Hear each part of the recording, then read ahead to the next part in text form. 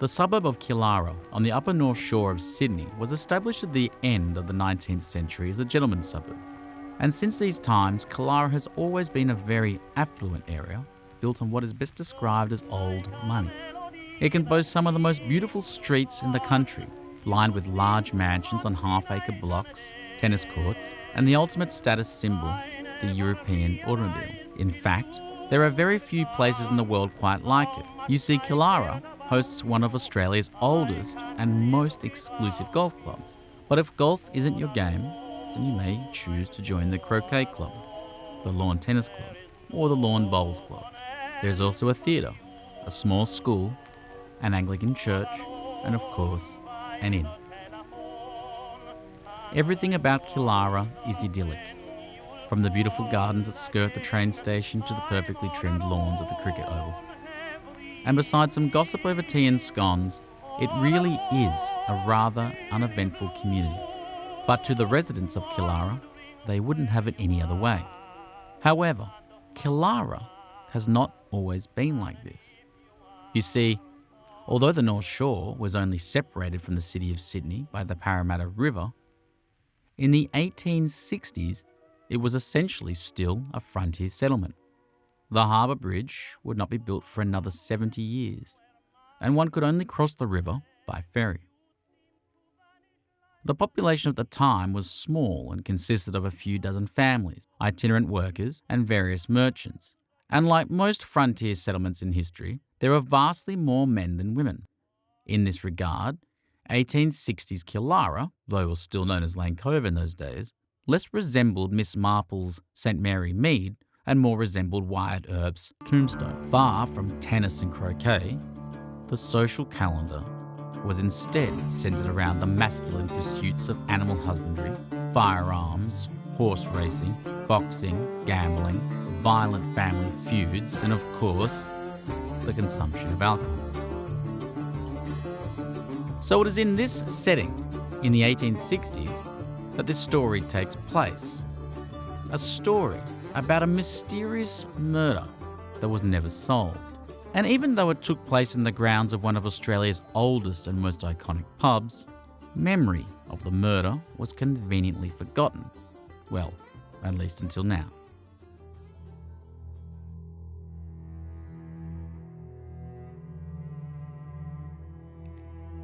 With each call of pull, half a dozen men heaved on a thick hemp rope.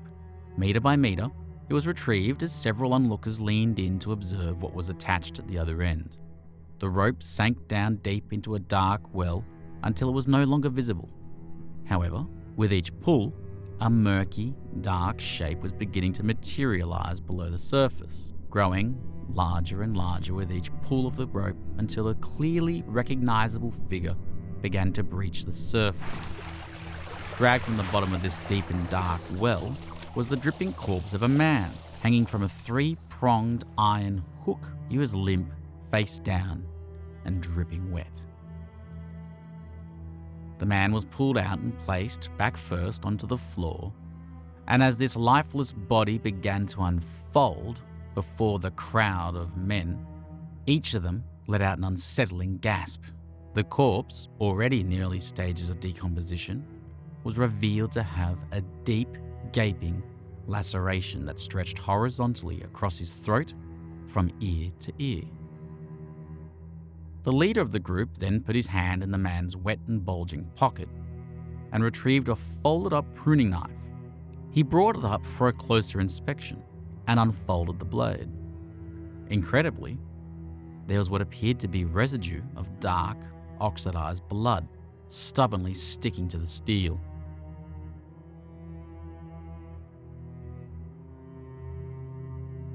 The man in the well was a local resident named Andrew Bromley, a 43-year-old timber cutter that had emigrated to the colony of New South Wales from Lincolnshire, England, approximately 19 years earlier. He was well known in the community, owning several acres of land in what is today known as the suburb of Pymble. Andrew was married to his wife Sarah, and together they raised 9 children. When Andrew was confirmed to be the man found in the well, it was rumoured by some that he may have committed suicide. Apparently, Andrew had been quarrelling with his son in the days before and had told some people that he was rather depressed from it all. So, typical of small communities, especially small communities where information is exchanged inside the local pub, theories began to circulate. The most prominent of the theories was that Andrew had attempted, unsuccessfully, to end his life using the pruning knife to cut his throat. Then, resolved to drowning himself in the well to finish the job. This suicide rumour had become so insidious that it spread all the way to the city press. The Sydney Morning Herald, always hungry for a story, weren't interested in waiting for the coroner's verdict and proceeded to print the suicide theory as fact. When the city coroner finally arrived, he held a routine inquest at the Greengate Inn to determine the cause of death. Perhaps assuming he was only attending the scene of an apparent suicide, the coroner appears to have arrived at the scene unprepared for a potential murder investigation. Now you may think, well, so what if he wasn't prepared? Plans change. Well, in the 19th century, it wasn't that simple.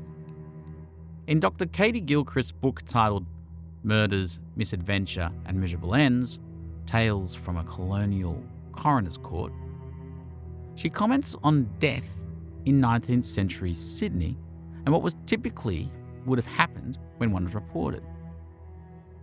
The following is a quote from the book.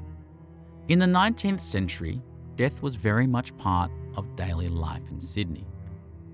People were often found dead in the street, expired in a park, or drowned in the harbour. And death investigation was a thoroughly civic affair because the inquest itself was an open public spectacle. Inquests were usually held in hotels and taverns. The dead body would be laid out for the coroner, a jury of 12 good and lawful men, and any number of witnesses to inspect. Indeed, the body of the deceased had to be viewed by the jury to legally validate the inquest. The opinion of a qualified medical doctor was always given, and a post-mortem was carried out when the cause of death was not plainly manifest.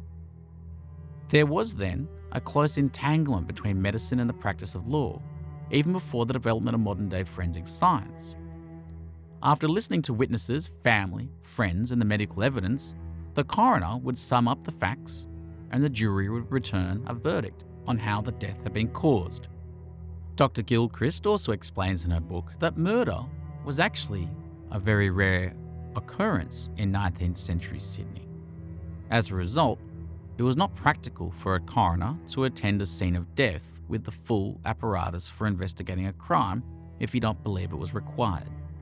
When the coroner finally arrived at the Greengate Inn, where the deceased had been laid out for his proceedings, he quickly realised this was not a typical case.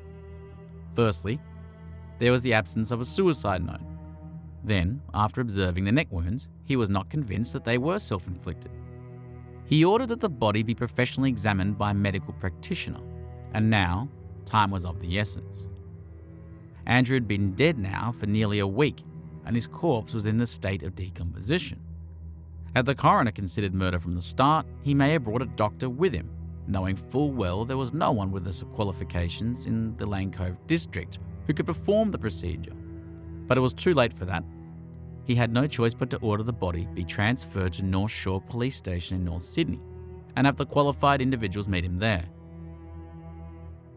The investigation would have to be moved as well. This was, of course, the least preferred way to operate.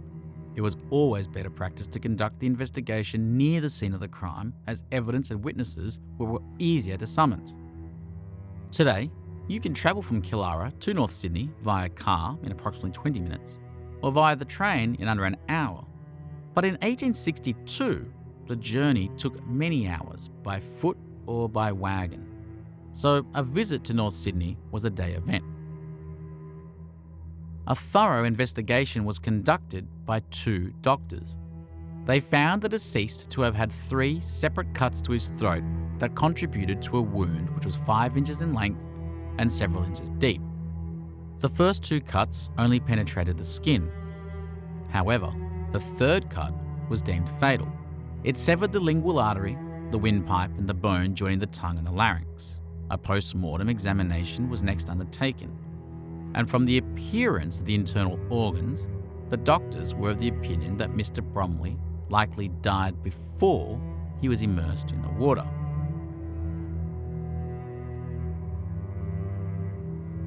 When Andrew Bromley was not working in the timber yards, he worked as a labourer for various estate owners. On the Friday before his body was discovered, he had been working for Mr. Thomas Waterhouse. Waterhouse was the publican of the Greengate Inn and owner of the Greengate estate. However, by that afternoon, a catastrophic bushfire that had been raging through the region for the last several days had finally reached the local estates. In a panic, everyone was called up to help subdue the fire before it overtook the local property. Already, it had devastated some neighbouring estates, burning acres of orchards, fences, buildings and livestock. In fact, these fires were some of the largest in the area's history up to that point. So it went without question that Bromley saw it as his duty to support the community in this time of need. Bromley and the people of Lane Cove battled tirelessly against the inferno as it reached the Greengate estate, but at around 3 p.m. that afternoon, it was noticed by some that he was missing. Unfortunately, with the fire raging at its peak, there was no ideal opportunity for anyone to stop and investigate. Later that same night, his wife and children became worried when he didn't return home at his usual time. His wife even felt the need to visit the Greengate Inn, just in case he was there having a drink after working hard on the fires. Alas, she was most alarmed to hear that no one had seen him all evening.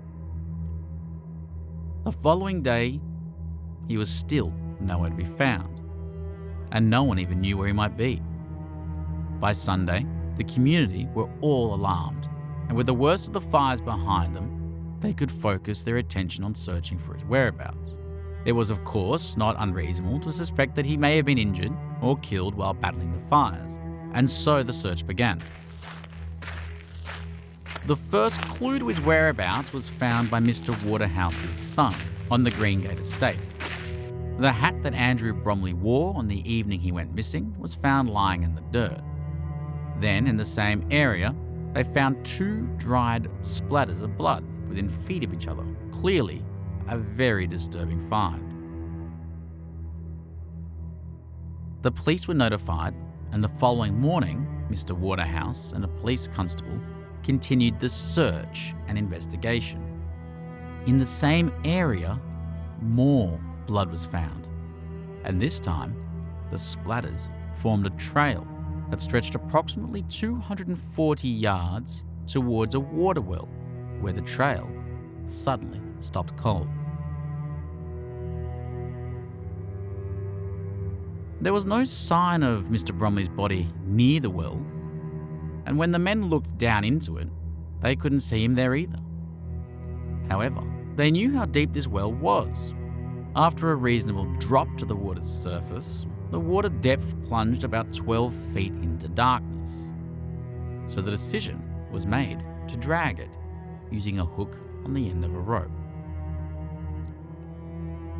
It didn't take long for the hook to jag onto a solid and heavy object. Gradually, they heaved and pulled on the rope until it became apparent their suspicions were correct. Emerging from the depths came the waterlogged corpse of Andrew Bromley. The doctors presented their evidence at the coroner's court. They testified that the wounds would have resulted in death from blood loss within minutes. Hence, the ability of Mr. Bromley to cut his own throat, then close the knife, then place it in his pocket, and then stumble 240 yards to the water well was near impossible. The remaining witnesses were heard and cross-examined, and all the evidence was presented and scrutinised. The jury were finally asked to return their verdict. We find that the deceased, Andrew Bromley, came by his death from wounds, chiefly from one in his throat,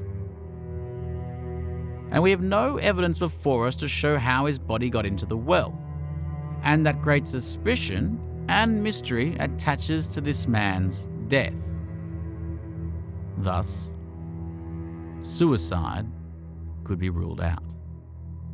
So now, let's just take a moment to consider the events of the day. We know from reporting in the Sydney Morning Herald that the fires in Lane Cove were catastrophic and had destroyed a lot of property. We must remember that in 1862 there was no formal fire service. The Metropolitan Fire Brigade would not be formed for another 22 years, and it wasn't until 1910 that it would become a standardised service, renamed the New South Wales Fire Brigade, that could begin to spread out of the city and into the suburbs. Battling fires was a community responsibility, and without modern water pumps, protection equipment and fire engines, all things we take for granted today, fighting a large bushfire was a huge ordeal and would have terrified the local inhabitants. So with the entire community 100% focused on battling the fires, it explains why no serious investigation into Bromley's whereabouts was undertaken until Sunday, when presumably the fires had subsided in the area. Furthermore, with very primitive protective clothing and equipment, fighting fires like this would have resulted in many casualties. As Dr. Gilchrist points out in her book, death was very common in the 19th century Sydney, and many of these deaths were caused by occupational accidents. Hence, it was likely just presumed by the community that Bromley had been injured, or, heaven forbid, even killed while in the line of duty. And as tragic as it was, when you think about it, what could the community do about it? They had no opportunity to stop until the threat of catastrophe had subsided, so it was the only logical way of proceeding. However, once the investigation was conducted and the coroner could review the evidence, it became clear that with the community in a state of panic and confusion, the fires actually provided the perfect cover and opportunity for a person or persons to kill Andrew Bromley and get away with it. In fact, it was pretty much the perfect crime. By Friday, the 26th of September, law enforcement had finally identified a suspect and brought him before the Water Police Court on Phillip Street in Sydney. Joseph Bromley, Andrew's 17-year-old son, was arrested on suspicion of murdering his father. Andrew and Joseph had been quarrelling over a disagreement in the weeks prior.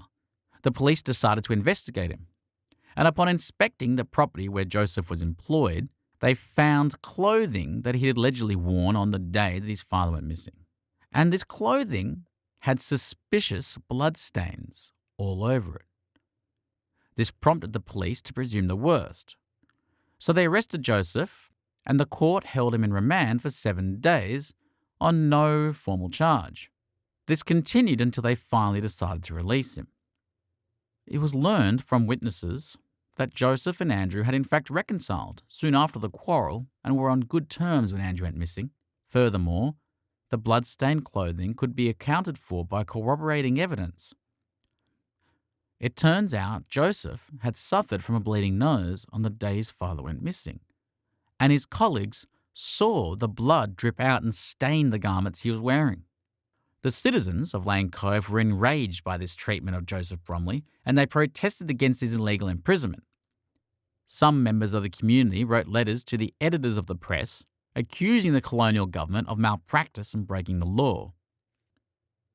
Meanwhile, while Joseph was detained, another suspect was also identified. A mysterious individual the records only refer to by the name Leal. When Andrew Bromley did not return home on the night of the fires, his wife, Sarah, went to the Greengate Inn to inquire about him. And this man, Leal, was drinking at the inn and confronted Sarah. He yelled at her, "I don't think you will ever see him again alive. Perhaps he's gotten in the fire." Then later, the man yelled at her again, this time saying, "Mind your own business. Your husband is dead." The encounter was reported by the Sydney Morning Herald, and the article claims that Leal was questioned on what he meant by it all, Leal simply claimed he had not the slightest recollection of ever having made any remarks about the deceased to that effect. Unfortunately, there is no further reference to Leal, and we never learn anything about the relationship between Leal and Bromley. So the questions must be asked. Why did he say such horrible things to Andrew Bromley's wife? And why did he insist that Bromley was dead? Keep in mind that at this point, Andrew Bromley's body had not been found yet. In more ways than one, the people of Lane Cove were disturbed by the events surrounding Bromley's death. First and foremost, the grief surrounding the murder of a prominent member of their small community. But what also disturbed the residents was how the case was treated. In their opinion, it was incompetence from beginning to end. The coroner choosing to hold the court 9 miles away from the crime scene was considered very unorthodox. It was believed that had the court proceedings been held at the Greengate Inn, Sarah Bromley's evidence about Leal could have been introduced sooner, and he could have been called to account for his whereabouts on the day. And Joseph Bromley would have been cleared of suspicion immediately instead of being detained in remand for 7 days. A petition was signed by 124 residents. It demanded an inquest into the handling of the case and was presented to the Colonial Secretary. What came of the petition is unclear. However, the government did offer a reward for any information leading to the arrest of the murderer. Unfortunately, the murderer was never apprehended, and the case still remains unsolved to this day. We will never know what really happened on that strange day in 1862. Presuming murder was the case, the incredible chain of events that led to the opportunity for someone to murder Andrew Bromley in such a cold-blooded manner is quite incredible. Even though the fires had taken everyone's attention, how was it that not a single person bare witness to any of the suspicious events that led up to it? It seems quite amazing. Now, I mentioned at the beginning of this podcast that the North Shore of Sydney had been considered a gentlemanly region since the early 20th century, and that in colonial times it was quite the opposite. Well, being on the rural outskirts that had not yet been fully civilised, it operated by an archaic code of honour. Thomas Waterhouse's Greengate Inn was particularly notorious as being one of the centres of the colony's pugilist or boxing scenes. Hard, violent men were drawn to his inn from all over the colonies to compete in bare-knuckle fights. Furthermore, around this time, the Waterhouse men were engaged in a violent feud with a rival family known as the Kennedys. The newspapers report of several large brawls and organised bare-knuckle fights that acted as a kind of duel to defend one's family honour between these two warring clans. But this unusual behaviour doesn't end there. Waterhouse owned a significant commercial shipping interest that transported goods to and from the city of Sydney to Lane Cove via Fiddens Wharf on the Lane Cove River. Newspapers at the time reported on a violent turf war that was being fought by Waterhouse against his rival shipping operators for control of the waterways. Therefore, it is quite clear that the list of dangerous men with a predilection for violence loitering around the estate would likely have been quite extensive in 1862. Unfortunately, very little is known about Andrew Bromley. So you might be asking now, well, was he caught up in these family feuds? Or did he owe someone money from a gambling loss on a boxing match? Or maybe he was just the victim of an accident that those involved tried to cover up. But what we do know is that he was a committed family man and was known not to stray around after work, usually always returning straight home, sweating and still red-faced. Well, in the end, whatever the reason, we can all certainly be certain that it was definitely a tragic loss for his wife and family. Today, the Greengate Inn is known as the Killara Greengate Hotel, and has been owned by many owners since Thomas Waterhouse. The orchards are long gone, and the wells have since been buried, likely under the beautiful Federation-era mansions that surround the hotel today. The old inn building was knocked down in 1942 and rebuilt in 1943 with red bricks to create an impressive local landmark. Over the 140 years since the murder was committed, much has changed and much has also been forgotten. Today, not even the wisest and most knowledgeable table of old-timers who drink at the Greengate Hotel can recall hearing any stories of this unsolved murder. Mostly, this is because all the land along the river was named Lane Cove, until the area transformed into suburbs in the 1880s when the railway line and stations were built. The estates were all subdivided, and the region that incorporated the Greengate estate was named Killara. This explains why the official records show Andrew Bromley's place of death as Lane Cove, which falsely leads people to believe it happened in the suburb that bears the same name between Chatswood and Hunters Hill. Furthermore, the media at the time published many errors.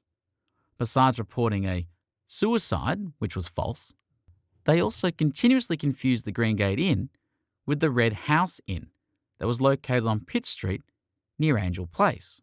Alas, until now, even the historians have forgotten about the outrage that was committed on Andrew Bromley during those fires of 1862. So, next time you're in the Killara Greengate Hotel, enjoying a cold glass of beer or wine, spare a thought for poor old Andrew Bromley, and perhaps chink your neighbour's glass in his memory and in his honour. Did you know that Surrey Hills was once considered Australia's murder capital? So notorious it was said to rival New York's Hell's Kitchen and London's Whitechapel in its depravity. Murder's most foul, Surrey Hills, the only interactive walking tour of Sydney's most horrifying murders.